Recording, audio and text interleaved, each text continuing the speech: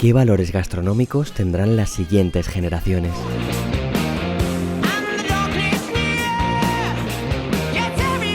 ¿Hacia dónde evolucionará nuestro futuro?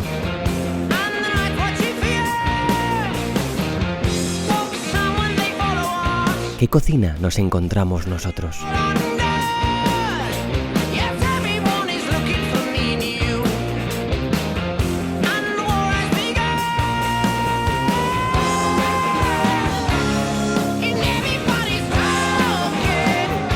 No podemos decidir cuándo, cómo y dónde vamos a nacer.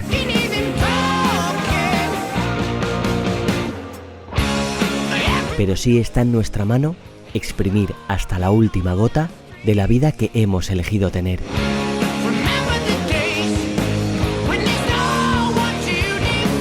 Nuestro pasado gastronómico es tradición, responsabilidad,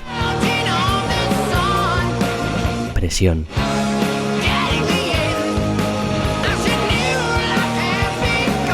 Cuidémoslo. Disfrutémoslo. Amémoslo. Pasión, ilusión y trabajo. Esta es mi herencia.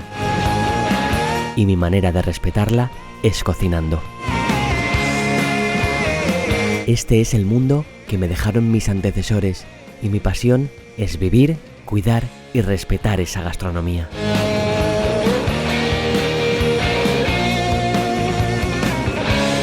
¿Qué cocina tendrán las siguientes generaciones? Seguro que una inspirada en la que estamos viviendo ahora mismo. Porque aprender del pasado es lo que te facilita alcanzar tu futuro.